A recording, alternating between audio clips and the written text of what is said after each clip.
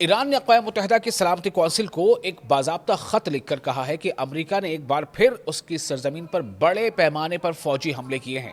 ایران نے سلامتی کونسل سے فوری کارروائی کا مطالبہ کیا ہے اور خبردار کیا ہے کہ امریکہ کو ان اقدامات کے نتائج بھگتنا پڑ سکتے ہیں۔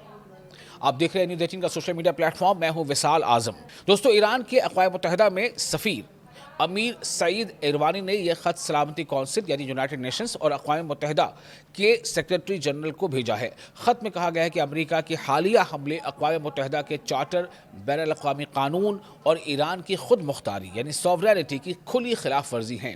ایران کا موقف ہے کہ یہ حملے بلا اشتعال کیے گئے اور انہیں فوری طور پر روکا جانا چاہیے۔ یہ خط ایسے وقت میں سامنے آیا ہے جب ایک دن پہلے ایران کے جنوبی علاقوں پر امریکی حملے ہوئے۔ ایرانی حکام کے مطابق ان حملوں میں کئی فوجی اہلکار ہلاک ہوئے ہیں اور مختلف مقامات پر مالی نقصان بھی ہوا ہے۔ اس کے بعد بھی امریکی طیاروں نے جنوبی ایران میں یعنی دکشنی ایران میں مزید اہداف کو، مزید ٹارگٹس کو نشانہ بنایا۔ ایرانی میڈیا کے مطابق حملوں میں چابہار شہر بھی شامل تھا، جہاں ایک اسپتال اور بجلی کے نظام کو نقصان پہنچا۔ ایران شہر میں ایک شخص کی ہلاکت کی اطلاع دی گئی، جبکہ بوشہر سمیت دیگر علاقوں میں بھی حملوں کی خبریں سامنے آئی ہیں۔ ایران نے اپنے خط میں یہ بھی کہا ہے کہ یہ کارروائیاں گزشتہ ماہ پاکستان کی ثالثی میں یعنی میڈیشن میں ہونے والے مفاہمتی یادداشت یعنی MOU کی خلاف ورزی ہیں۔ ایران کے مطابق اس معاہدے کا مقصد دونوں دیشوں کے درمیان کشیدگی کم کرنا تھا، لیکن امریکہ نے بار بار ان وعدوں کی خلاف ورزی کی۔ خط میں مزید کہا گیا ہے کہ امریکہ نے جان بوجھ کر اپنی ذمہ داریوں سے انکار کیا ہے، اس لیے وہ اپنے اقدامات کے تمام قانونی اور سیاسی نتائج کا مکمل ذمہ دار ہوگا۔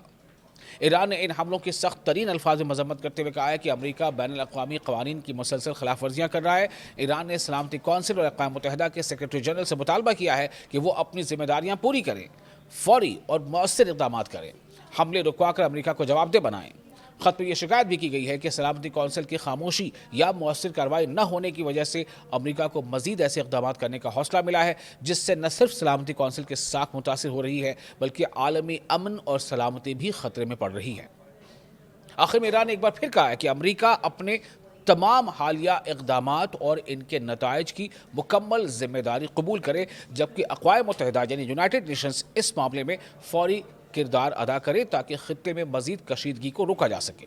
یہ معاملہ ایسے وقت میں سامنے آیا ہے جب مشرق وسطیٰ میں پہلے ہی کشیدگی برقرار ہے اور عالمی برادری کی توجہ اس بات پر ہے کہ آیا اقوام متحدہ اس تنازع پر کوئی مؤثر قدم اٹھاتی ہے یا نہیں۔